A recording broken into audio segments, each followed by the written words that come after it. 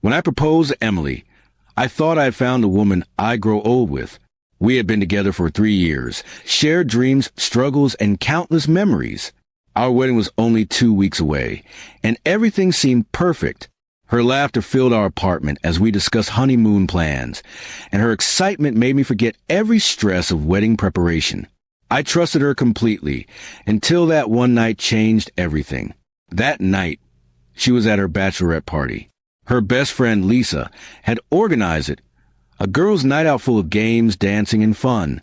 I didn't mind. I wanted her to enjoy her last night as a single woman.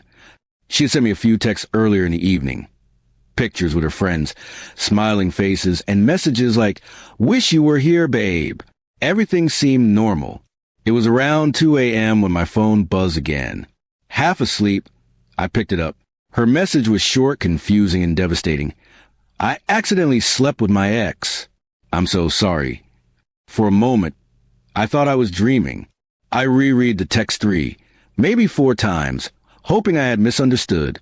But there it was, in plain words. My chest tightened, and a strange stillness filled the room. I didn't reply immediately. My mind spun out of control. Accidentally? How could something like that be an accident? My hands trembled as anger and disbelief battled inside me.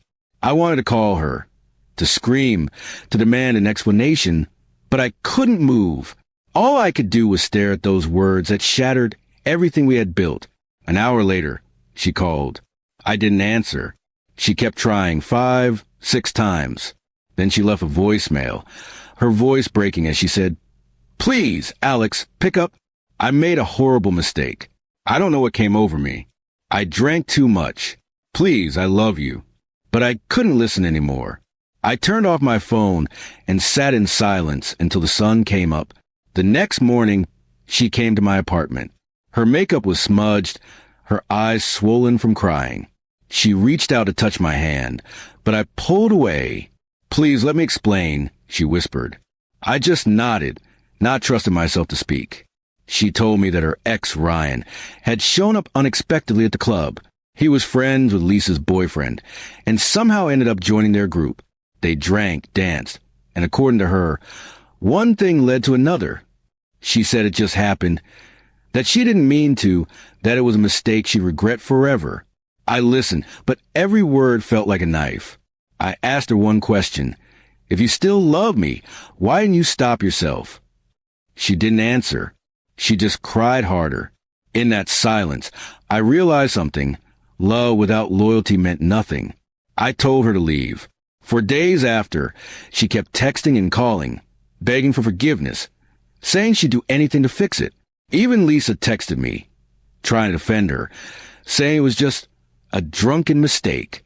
But to me, a mistake is spilling a drink, not betraying a person who trusted you with their heart. A week later, I canceled the wedding. I called her parents and my own, explained briefly that it was off. Everyone was shocked, especially her mother, who kept asking me to reconsider.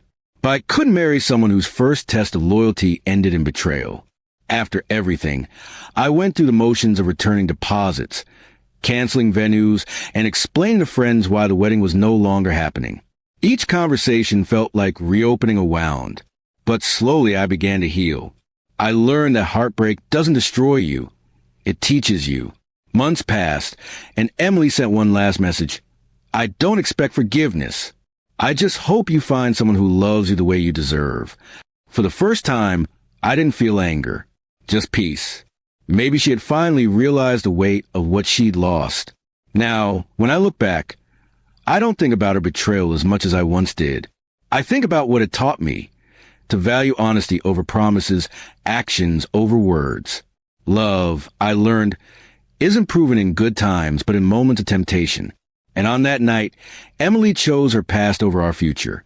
It still hurts sometimes, remembering how close we came to a life together. But I know now that losing her wasn't the end of my story. It was the beginning of becoming stronger, wiser, and ready for something real.